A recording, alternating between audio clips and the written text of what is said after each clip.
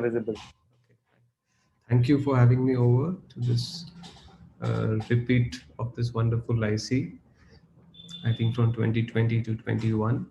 And so what we're going to cover in the next 12, 13 minutes is about the complications. We have seen some wonderful ways to handle, but I think there will always be so this is the basic list. I've just divided it into a little basic of intraoperative complications and post-operatives. So mainly I'll be just showing some videos, some of my own complications and some which the faculty has kindly given to share. So I think we can also have some of their tidbits on how they handled it. So this is, I think, a similar video that you can just pick up and smoothly it comes off with the proper elasticity. But sometimes it's not always the case. This is one of the situations, as Rishi had pointed out, that you should be careful. Look at the line, the edge. Sometimes there may be a tear, as you can see in this red arrow. So something, if you immediately see something like that, you have to stop and reconsider how you go about harvesting the membrane. This is one collection of a few pointers from Dr. Siddharthan that he has faced. Sometimes, as you can see in this harvesting, in his learning curve, that you can pull, and sometimes it may just, the desmids may be so friable that it may just tear off, as you can see. And then it becomes difficult to get a intact membrane. Some complications, as you can see in this, sometimes the graft may get stuck into the wound itself, and then it becomes a challenge because of a deep AC, as has been pointed out, to unfold it.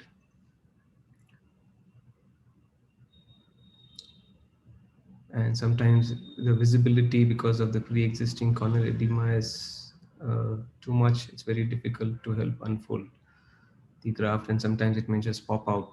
So these are the few things which all of us have faced at some point, especially in the initial learning curve. Then there are some desmos membrane which just do not load. As you can see, this is one of my videos in the initial cases, and I think it was a very non-elastic old donor as we had chosen, and it did not want to come inside my glass, and then it's kind of scrolled, but it was stuck. It wouldn't, because of the irregular harvesting some places, because as you can see, it's not a complete round. There were some edges, so some of them fold over, and then it's not easy to get a perfect scroll. And how much ever you try and uh, attempt to get it through this, it doesn't come through, and then in fact it kinds of unfolds over there. So this is a there are a few challenges. Another one over here, this was a older, much more, this was a total, it would never not scroll at all. So some of these cases, some of these desmes totally do not want to scroll. That depends on the elasticity, on the age. And one tip which I learned from one of my colleagues, Dr. Praveen Krishna, is that sometimes these membranes tend to float up to the edge of the bowl that you have. So you should try and push them down so that they go deeper, and sometimes that helps to try and maneuver them to kind of get inside. So these are situations, and there are different techniques now how to manage them. One can load it from the other side, from the broader end of the glass vial as well. So you don't need to necessarily struggle by loading them from the front end only. The important another tip is, as you saw earlier as well, is not to get any air bubble inside the cannula, because the air bubble, everything, because the desmos membrane is so subtle, it's such a subtle thin membrane, anything and everything affects it. So you should make sure that you do not have any air bubble even in the front, so that when you are injecting it, you do not get any air bubble inside the anterior chamber, and which may affect it. This is just a tip for the beginners, that sometimes we are planning a DMEC. Usually it's a case of pseudophakic bullous keratopathy. This was a case of pseudophakic bullous keratopathy after a desmos detachment. As you can see, thick fibrotic desmos membrane, very dense edema. So these are cases which I think one should avoid. There's already some blood which is also seeping into the anterior chamber. So in such a situation, I would suggest that we should avoid If you are getting into DMEC, avoid such cases. Go in for a little less edema and much more cleaner cases, which has already been pointed out. So this is like a perfect scroll, and these are cases sometimes when it just goes in and unfolds so smoothly, as if you almost feel like you're Dr. Fogler, that it is behaving so well. So, but this is not always the case.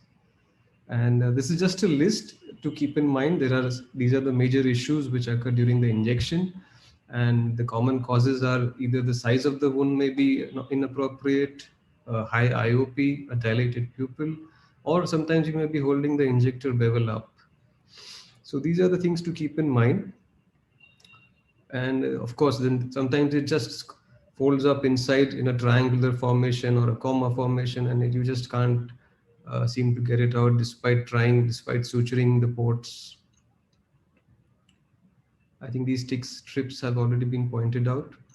This is another video shared by Dr. Rishi Swaroop, in which you can see what problems you may face while injecting.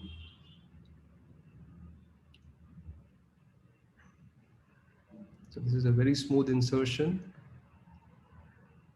Rishi, if you want to come in and... Okay. So here again, as you can see, because of the difference in the pressure, sometimes the membrane will tend to stay in the wound itself. It will be edging. So you need to judge that. That comes with a certain amount of time that you need to balance the pressure. You need to release some aqueous before you inject. And this is one really scary video shared by Dr. Fogler. He has it on YouTube as well. And I think the video is very self-explanatory. As you can see, something is starting there. You can see the red. The graft is already inside, and now there is some bleeding which has started from the peripheral iridectomy. And it doesn't seem to stop despite the best of efforts. I'll just go ahead, I think.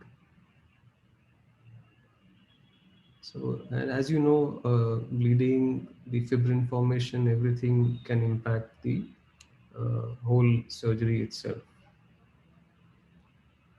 And as in this case, as you can see, we decided to remove the graft.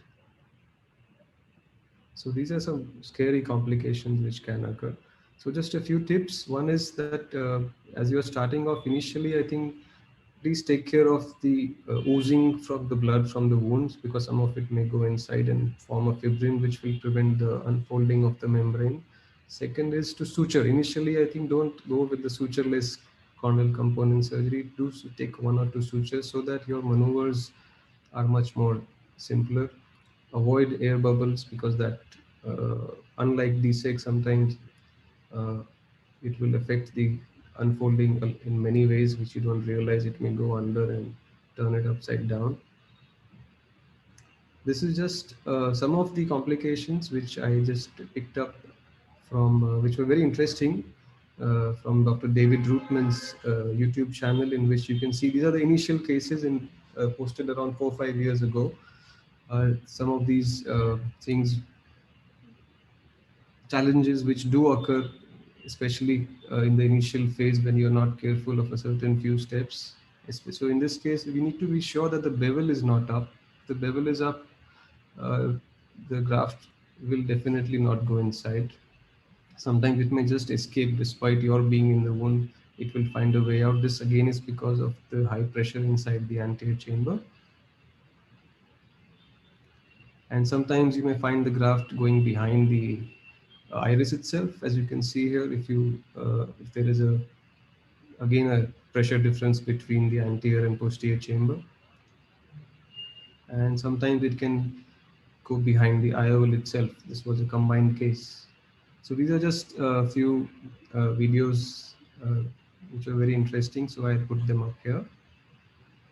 So coming to the, so just a small list of intraoperative, some post-operative stuff to keep in mind. I think the main would be the immediate air management and the pupillary block. So I think the most important part here is to have a inferior PI. I think that takes care of all these complications. But once again, I would say it's important to learn because we don't give too much importance to the PI. As you can see here, I have a huge oval PI. So I think one should figure out the way of the most atraumatic way in your hand. Some people prefer to use the cutter with a with a high vacuum and a very low cut rate. Some people like to use scissors. So you can find your own way and practice it in some of your maybe other cases before doing it here. And again, if there is a lot of oozing or bleeding, one needs to make sure that you put some air bubble inside and make sure that it is not blocking it. Some of the minor complications are like some of the folds or striae which may occur in the periphery. Uh, Most of them do not cause any problem to the visual axis. Sometimes there will be a peripheral detachment. The membrane may be attached in the center, but there would be a peripheral detachment. You don't need to immediately go in and do a rebubbling. Some of them clear up, like in this case, with time. So you can keep them under observation, inform the patient. Some of them may leave some sort of a scar at the edge because of the enfolding, but they shouldn't impact the vision. In some cases, you may need to go in and do a rebubbling. In this scenario, you can see this was the first post-op day actually, and you can see uh, it was a upside down insertion, which we figured out the next day. And of course, this is going to fail. The endothelium is upside down. So again, we went in and did it again, and with a new graft, of course.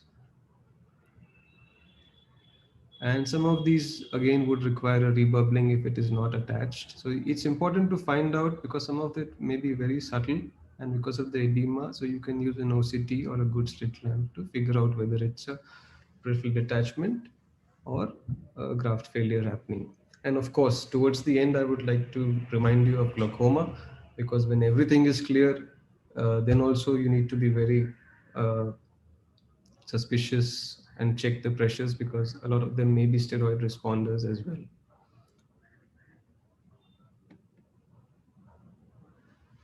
And of course, towards the end, I think late endothelial failure rejection rate, as we know, is less, around 1% or so. So hopefully, we won't see much. Keeping our fingers crossed. Thank you very much. Happy making.